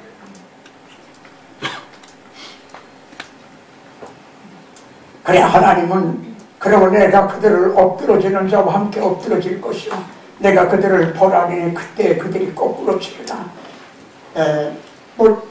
어디서 내가 보니까 미국에서 건너오신 어떤 여자 전도사님의 계시를 받았다는 거야. 한국의 교회가 회개하지 않기 때문에 하나님이 12월 달에 전쟁이 일어난다는 거예요. 김정은이가 뭐 핵폭탄을 쏘든지 뭐 전쟁이 일어난다는 거예요. 그래, 여기저기 다니면서 집회를 했어요, 그분들이. 그래, 어떤 교회는요, 성도들하고 다 미국인가 어디로 갔대. 12월이 지난 후에야 오든가 더 연기하는지 모르는데요. 그렇게 떠난 교회도 있다는 거예요. 여러분, 얼마나 오직하면 그런데 흔들리고 그럽니까? 근데 저는 계시를 받지 않았어요. 없어요. 그런데 제 마음은 그렇습니다. 제가 이제 중국에 가면은 단동이 있어요. 단동은 압록강 건너거든요. 그저 신의주 건너 압록강 거기에서 고층 빌딩에 가면 신의주 다 내려다고 배를 타고 가면 북한 거기까지 이렇게 가요. 그리고 막 돌을 던지고 욕하고 그러고 그래요, 그들이. 예?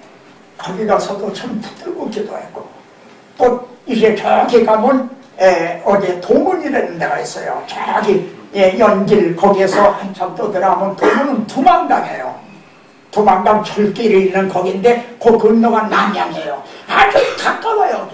근데 거기서는요, 돈만 좀 주면은요, 중국은 돈만 주면 모두 다 해결이 돼. 돈만 주면은 그 국경선까지 가요. 국경선. 그러니까 철길을 가운데쯤 걸어갔는 거예요. 그리고 여기는 중국이고 여기는 북한이에요. 근데 여기 이런 이런 사람이 따라와요. 후락하고 넘어갈까봐. 그러면 붙들고 말이지. 에? 거기서 일단은 이 철길을 붙들고 저가 울면서 기도했어요. 왜 그런 기도를 했는지 아세요? 지금 한국을 이렇게 부흥을 시켜주셔서 숫자적으로는 미국 다음으로 선교사를 세계 방방곡곡에 많이 파송한 나라예요, 한국이. 근데 실질적인 선교사는 한국이에요. 미국 선교사는 대개가 관리직에 있어요. 병원, 무슨 고아원, 무슨 학교 뭐 이런데, 그런 데가 많이 있지. 우리 한국 선교사는 수색대야, 수색대. 에? 그게 그냥 최전방에 뛰고 있단 말이야. 그런데 하나님 어떻게 지구상의 유일한 분당 국가가 된 이 신학적인 문제가 뭐냐 이거예요. 우리는 하나님을 믿는 사람들 아니에요. 하나님의 주권과 섭리를 믿는 사람들 아니에요. 그러니까 이 신학적인 문제가 뭐냐는 게 난 그게 해답이 안 되는 거예요. 바울에게도 그런 갈등이 있었어요. 이스라엘 선민인데 근데 그들은 버림을 당하고 이방인에게 복음이 전해지는 거예요. 이게 바울이 해결을 받지 못했던 숙제였어요. 그러다 바울은 뭐 숙제를 하냐면 표면적 유대인이 아니고 이스라엘에서 남자가 이스라엘이 아니라 남은 자가 있다는 거예요. 남은 자가 있다는 여기에서 해답을 얻었어요. 근데 여러분은 이 유일한 지구상의 분단 국가로 남아있는 한국 교회의 한국의 신학적인 문제가 뭐라고 봅니까? 그것을 저는 그 책임이 우리 한국 교회에 있다라고 밖에는 다른 데 찾으면 우리는 남에게 전가시키는 거죠, 책임을. 한국 교회가 우리 주님을 화평이시니라 둘로 하나를 만드사 중간에 막힌 담을 하시고 통일도 그렇게 되는 거 아니에요. 그런데 한국 교회가 이제 분열을 일삼고 싸움을 일삼고 외교랑 대교랑 전부 그러고 있다.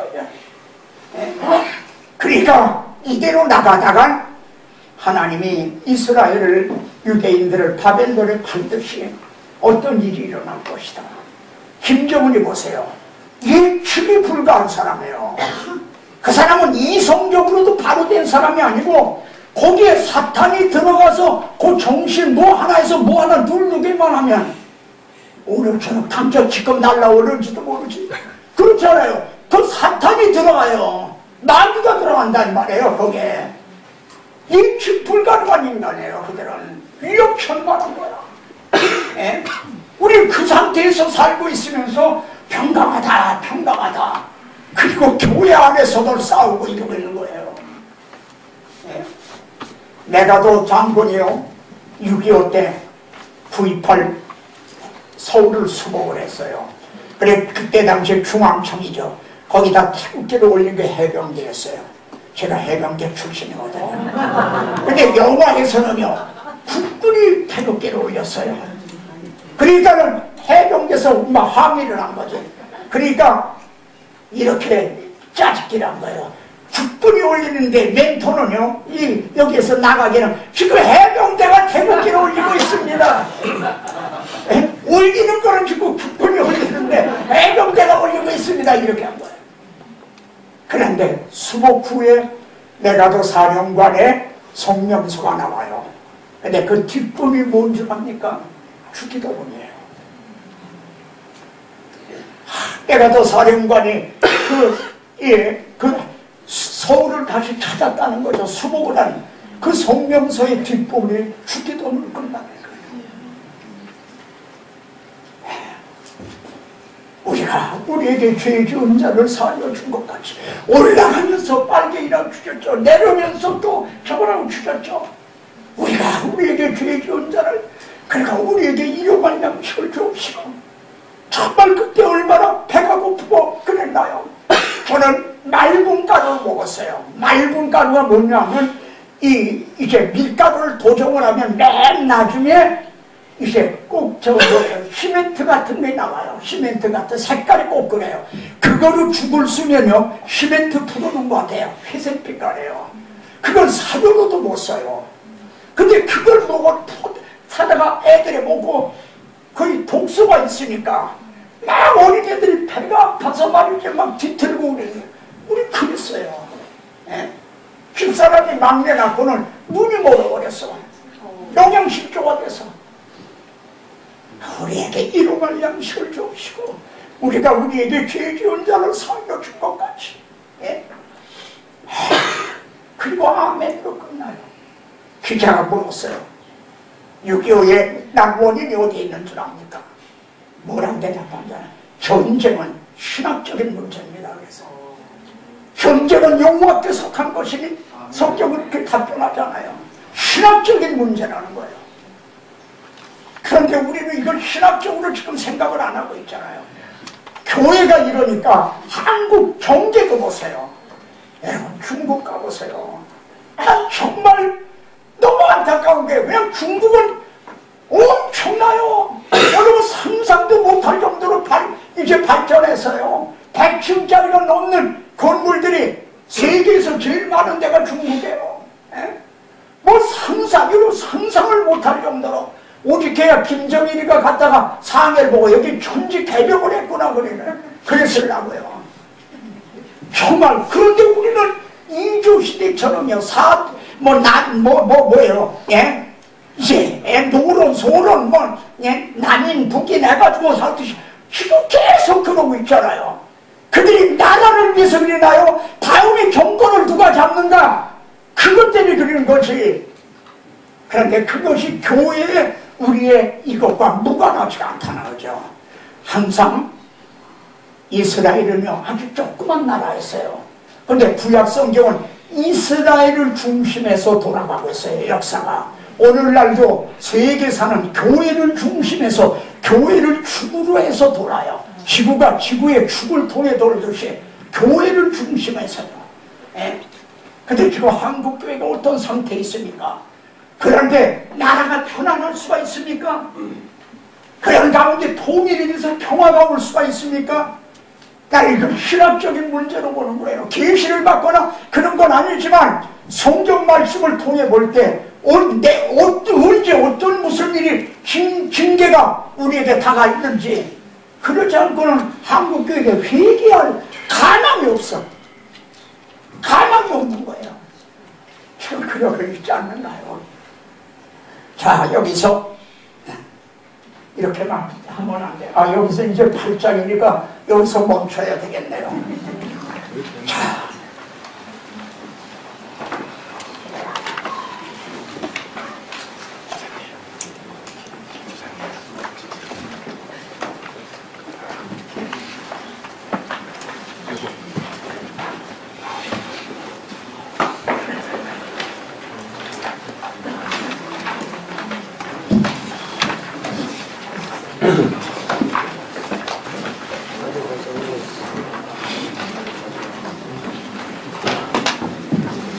기도 드리고 마치겠습니다. 우리 주님, 나는 받을 세계가 있으니 그를 이루기까지 나의 답답함이 어떠하리요. 내가 너에게 일할 말이 아직도 많지만 지금은 너희가 감당하지 못하리라. 나 진리의 성령이 오시면 너희를 진리 가운데로 인도하시고 내가 너희에게 말한 모든 것을 생각나게 하리라 하셨습니다. 주여, 저희들이 지금 주님 발 아래 앉아서 이제 말씀을 받습니다. 조개 입을 통해 대올될 때 성령께서 하나를 들으면 둘을 깨닫고 여를 깨닫는 그런 통찰력을 주실 것을 믿습니다. 주여, 에스겔을 통해서 이제 하나님은 말씀하십니다. 예루살렘에서 일어난 그 가증한 일을 인하여 탄식하며 우는 자들의 이마에 인을 쳐라. 그 후에 그 나머지는 아껴보지도 말고 내 교회에서 내 성전에서부터 심판을 시작하라 하는 말씀을 기억합니다. 아버지요, 이제 어떻게 합니까? 저희들은 정말 어떤 영향력을 미치려야 미칠 수도 없습니다. 주님, 우리들을 보소서. 세상에서 밀어나고 약하고 천하고 멸시받고 없는 자들이 아닙니까? 자라가고 싶어도 내놓고 싶어도 내놓을 곳이 없습니다. 그래, 이제는 예수 그리스도와 십자가에 못 박인 난 십자가만을 자랑하겠다 했습니다. 주여, 이러한 저희들을 남은 자로 삼으시고 이런 약한 자를 들어서 강한 자를 부끄럽게 하시는 주의 그 역사를 이루시옵소서. 종에게 깨달음을 주셨던 것을 이제 우리 신실한 젊은 우리 이제 동력자들에게 전증거했습니다. 이제 우리가 말씀을 함께 공유하게 되었습니다. 주여, 이제 이들에게 이제 이 말씀 받은 말씀을 입을 벌이려 복음의 비밀을 담대히 증언할 수 있는 전도의 문을 열어주시옵소서. 또한 그와 함께는 빌라델피아 교회에 내가 열린 문을 주노니 열면 닫을 자가 없고 닫으면 열 자가 없는 이제 그 섬기는 교회마다 열린 문을 또한 주시기를 바랍니다. 그래서 큰 일도 우리에게 맡겨주신 사명도 감당하게 하옵소서. 이제 내일 오전 1시간 남았는데 은혜 위에 은혜를 도와야 주실 것을 믿사옵고 예수 그리스도 이름으로 기도드리옵나이다. 아멘.